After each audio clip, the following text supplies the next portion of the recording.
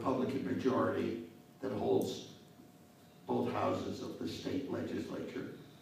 Because on a few issues, constitutional issues, not political issues, they voted against the wishes, if you will, of the Republican Party. So now all three of them are on the ballot. And you have to vote yes, keep them, or no. And if you look at it, by the way, it's very funny, because the ballot is in 3 languages. But to check off, you only have a choice of yes, sí, or oui, or no, no, no, because it's no, no, no in English, Spanish, and Creole. Every living Supreme Court Chief Justice and a great many of former Chief Justices have said this is an attack. This is a brutal attack on the control of law. You're kicking them out because they made decisions which you don't like, which are absolutely and positively constitutional, which are not political.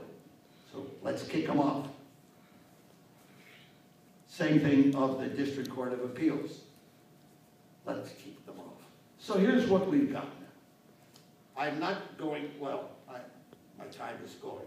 I do want one more thing.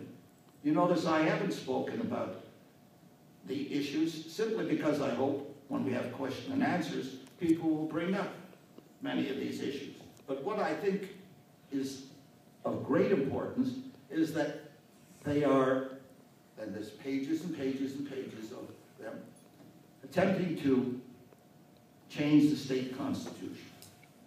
Some of the issues are non-political, or they're nonpartisan. Vote for them or don't vote for them, it doesn't matter. But at least 2 of them are horrendous. Let me pick the first.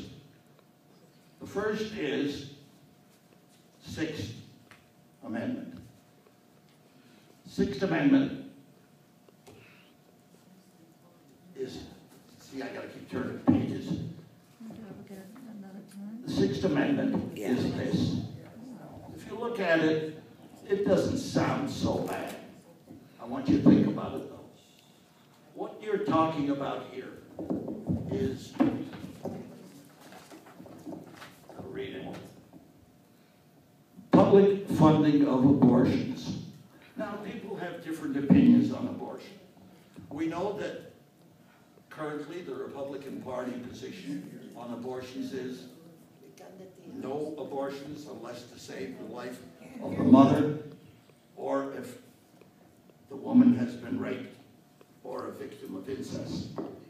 On the other hand, we have a vice presidential candidate, Mr. Ryan, who does not believe even in that exception. No abortions, period. I'll throw in here something you ought to know, that Mr. Ryan has also said, and I want you to think about this one carefully, he's also said that the Constitution is not the supreme law of the land. The supreme law of the land is God's will. But what he means is the Vatican will. He makes it very clear that he wants religion, and he wants his religion.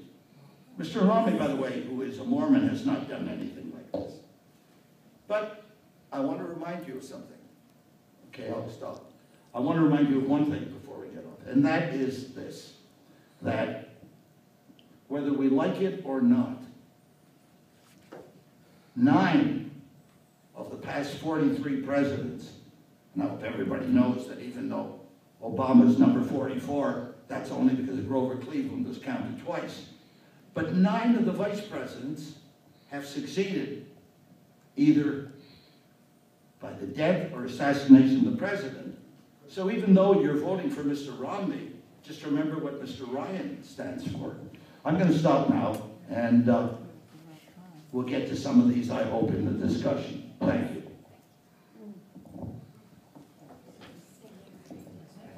Thank you.